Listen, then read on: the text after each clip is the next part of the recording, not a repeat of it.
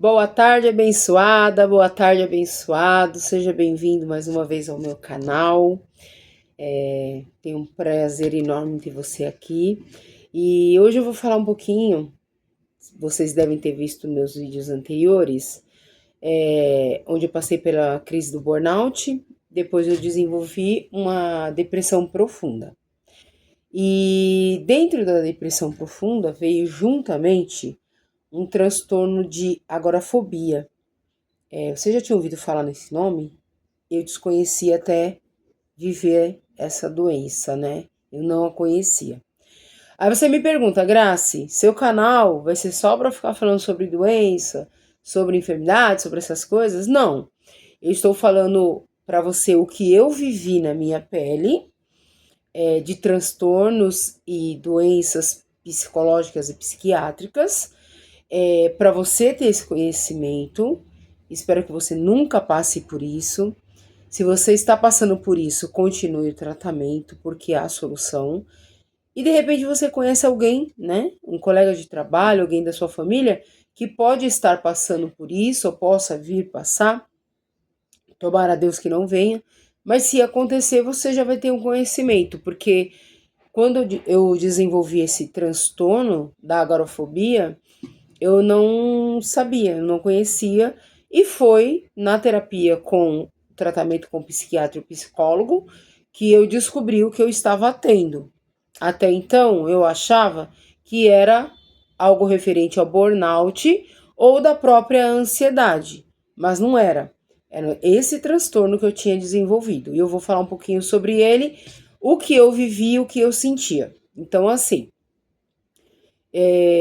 depois vocês podem assistir os outros vídeos que eu postei, né? Onde eu descrevo tudo que eu passei com burnout, o que aconteceu, como ele ocorreu, como eu desenvolvi após o burnout a depressão profunda e eu desenvolvi essa síndrome da agorafobia. Como que ela funciona? É um medo extremo que a pessoa passa a ter de sair de locais onde ela se sente segura e protegida. Então, eu, por exemplo, eu não conseguia sair de dentro da minha casa. Eu não conseguia sair de dentro do meu apartamento. Eu tive a minha crise do burnout em junho de 2023. E eu fui começar a conseguir fazer pequenas saídas da minha casa lá para outubro ou novembro de 2023. Então eu fiquei junho, julho, agosto, setembro e outubro. O final de outubro, com o meu psiquiatra e o meu psicólogo, eu comecei a fazer pequenas saídas, pequenos desafios diários, para que eu começasse a conseguir sair de dentro do meu apartamento. Eu mal conseguia ir no corredor do apartamento porque eu tinha medo o tempo todo de ter uma crise de ansiedade, ter os sintomas da crise do pânico e não ter alguém para me socorrer, alguém para eu pedir socorro. Então, agora a fobia nada mais é do que você criar um medo extremo e paralisante de sair do local onde você se sente seguro e protegido, que no meu caso era dentro do meu apartamento, com o meu filho, com a minha mãe que veio morar comigo para cuidar de mim, para me ajudar, e o meu marido quando chegava do trabalho. Então esse era o local que eu me sentia segura e protegida, só dentro do meu apartamento. Nenhum outro lugar. Qualquer lugar que eu pudesse ir, que eu não conseguisse imaginar eu conseguir correr, fugir rapidamente daquele lugar, lugar cheio de pessoas, não importava se era um parque aberto, como o Vila Lobos, Ibirapuera, ou um shopping, um supermercado, um cinema, então nem pensar, um teatro. Então, a igreja, parei de ir para a igreja por uns dias, por um tempo. Eu não conseguia ter uma vida social mais. A agorafobia, ela me paralisou. Realmente, essa síndrome, ela me paralisou e foi muito sofrido para eu conseguir enfrentar essa doença quando ela se desenvolveu em mim. Eu criei um medo extremo, onde, por causa desse medo da agorafobia, eu tinha crises de pânico. E a minha ansiedade vivia no extremo, porque tudo me gerava muito medo. E o que eu falava para o meu psiquiatra, para o meu psicólogo, na mente da gente sempre vai acontecer uma tragédia. E sempre vai acontecer algo muito ruim ou muito grave. A gente não consegue imaginar nada leve, é sempre muito grave. Então, eu já tinha parado de dirigir, porque quando eu comecei a adoecer no burnout, eu comecei a ter apagões, esquecimentos. Com a agorafobia, eu paralisei totalmente a ideia de dirigir. Eu não consegui me imaginar trancada dentro do carro, ter uma crise e não ter ninguém ali junto comigo para me socorrer. Não consegui mais sair sozinha de casa, pelos apagões e os esquecimentos que eu tinha e pela agorafobia. Na minha mente eu vinha a ideia, se eu tiver uma crise de ansiedade, quem vai me socorrer? Quem vai me ajudar? Então eu só saía de casa com o meu marido, com a minha irmã e com alguma prima, algum adulto para estar comigo. Geralmente a minha irmã e o meu esposo, a quem eu sou muito grato assim. Então eu ia na perícia do INSS, estava com eles, que eram os lugares para qual eu saí. Para uma consulta médica, estava com eles. E só, eu não ia no mercado, eu não ia na padaria, eu não ia na farmácia, eu não ia em lugar nenhum. Só para consultas médicas, perícia do INSS acompanhada da minha irmã e do meu marido. Então, a síndrome o transtorno, né, da agorafobia, ela é paralisante. Grace, tem tratamento? Tem. Qual? O tratamento da síndrome do pânico, da ansiedade, trata a agorafobia.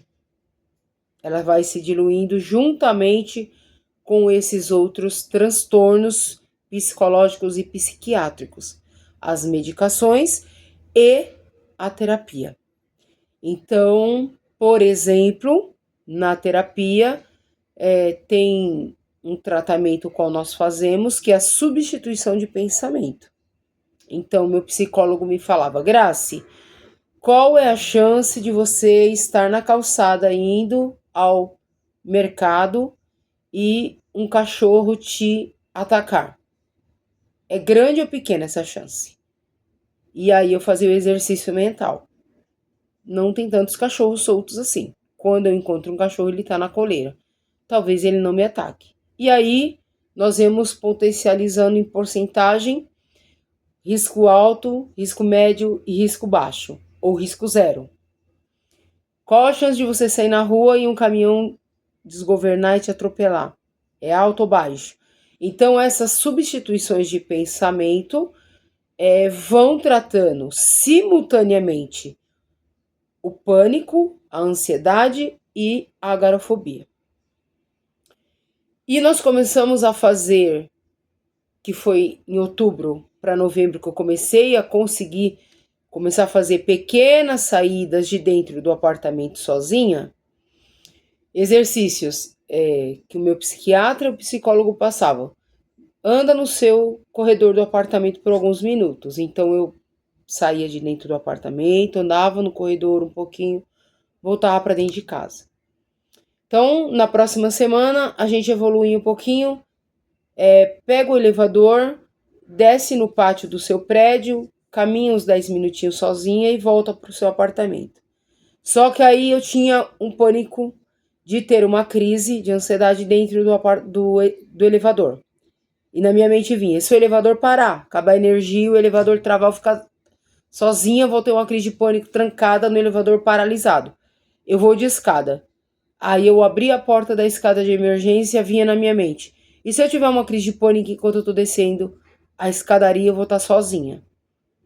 Aí eu tinha que enfrentar esse medo para conseguir descer um pouquinho ali na área útil, né, na área comum do prédio, andar um pouquinho e voltar.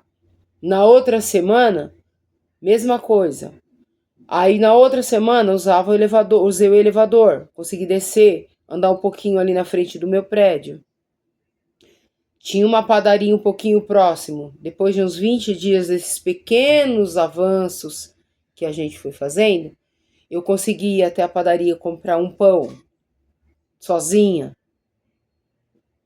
com a ansiedade a mil no meu coração, na minha mente, mas eu ponderando, controlando com a respiração, os exercícios que eu aprendi durante a terapia, consegui ir na padaria e voltar. Grace, a farmácia é um pouco mais longe da sua casa? Sim, alguns metros mais distante. Então, essa semana, nós vamos fazer o exercício de você sair, ir até a farmácia e voltar para casa. Então, no 25º dia, o exercício já foi a evolução de eu conseguir sair de dentro do apartamento, pegar o elevador, sair do portão do meu prédio, do condomínio, e ir até a farmácia. E voltar em segurança para o meu apartamento. Então, nós fomos, durante a terapia, o tratamento, fazendo essas pequenas exposições, né? Aos pouquinhos, gradativamente, durante alguns meses, para eu conseguir ir trabalhando e controlando, junto com as medicações, a minha mente de que eu não iria ter uma crise de pânico, eu não iria sofrer nenhum acidente, eu não iria ser atacada por ninguém, nenhuma tragédia iria acontecer comigo. E se caso acontecesse alguma coisa, eu pediria ajuda para algum adulto que estivesse ali próximo a mim. Então foi um trabalho assim, o Dr. André, que é o meu psiquiatra até hoje, e o Dr. Danilo, o meu psicólogo, a quem eu sou eternamente grata. Me trato até hoje com os dois, né? Então nós fomos durante alguns meses, com as medicações, ajustando, né? Ajustando as doses das medicações, juntamente com pequenas exposições, as quais eu fui tendo pequenas evoluções. Eu conseguia ir para lugar longe, distante, de ônibus? Não, não conseguia. Eu conseguia usar o metrô para ir para algum local? Não, não conseguia. Sair de carro para ir para algum lugar mais longe, mais distante? Não, só acompanhada. Meu marido dirigindo, para algum lugar com a minha irmã. Tinha uma perícia para eu ir, a minha irmã foi comigo. Tive crise de pânico, a minha irmã estava comigo. Demorei quase 1 hora para conseguir sair da crise, para conseguir pegar o metrô para vir embora. Então, assim, foram dias nebulosos, dias difíceis, complicados, o qual eu descobri esse transtorno da agorafobia, que hoje está sob controle, mas eu volto a falar, né? Todos os problemas psicológicos e psiquiátricos que você em algum momento da sua vida viveu ou vivenciou, mesmo com medicação, você pode vir a ter, mais forte ou mais fraco, mas você pode ter em algum momento uma crise. Porém, você passa a ter a autoridade e o conhecimento de identificá-las antes delas acontecerem. Então, se eu estou num shopping e eu começo a sentir que eu vou ter uma crise, esses medos, esses pensamentos e esses medos começam a vir na minha mente, eu já sei que a crise está acontecendo e já informo meu esposo, dependendo do local, peço para a gente estar indo embora, ou dependendo do lugar eu consigo fazer o autocontrole através do exercício da respiração, substituição do pensamento e consigo permanecer no lugar. Hoje ela está controlada, né, juntamente com as medicações, mas é um transtorno muito chato de se viver, de se sentir, e eu faço questão de relatar também essa passagem da minha vida aqui, para que você que está assistindo o meu vídeo, talvez esteja passando por esse problema, conheça alguém que esteja passando e você possa ajudar, né? Existe solução, existe tratamento. O tratamento psicológico e psiquiátrico tem que ser levado muito a sério para que você possa voltar a ter uma certa liberdade e conseguir fazer pequenas evoluções, né? Hoje eu consigo ir para academia, eu não consigo conviver com o barulho, aquele tumulto da academia, mas eu coloco meu fone, como eu já falei no outro vídeo, e consigo fazer o meu exercício. O próximo vídeo que eu vou fazer é sobre o meu emagrecimento, mesmo durante a menopausa, porque durante o meu adoecimento em 2023, até agora, até o mês de novembro de 2025, onde eu fiz um propósito de emagrecimento, do meu adoecimento em 23 até novembro de 25, eu engordei 18 quilos.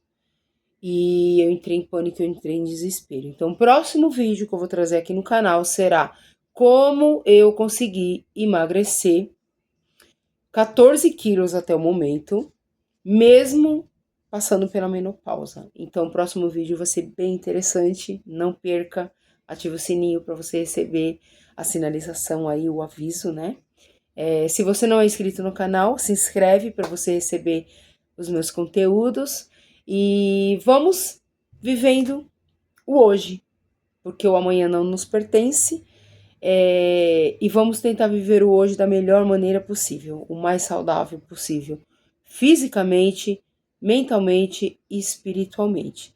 Eu espero que esse vídeo te ajude de alguma forma, acrescente algo na sua vida, ou de alguém que você conheça que possa estar trancado dentro de casa, porque esse transtorno da agorafobia, ele é paralisante, ele pode ser confundido com uma depressão.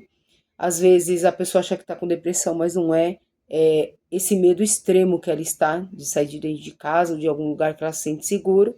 Então, eu estou fazendo questão de trazer as coisas que eu vivenciei durante todo esse meu adoecimento para ajudar, né, a você e a quem está ao seu redor. E eu agradeço a você que assistiu o vídeo até agora. Dá um like para me ajudar aí o canal a crescer, para a gente trazer mais conteúdos.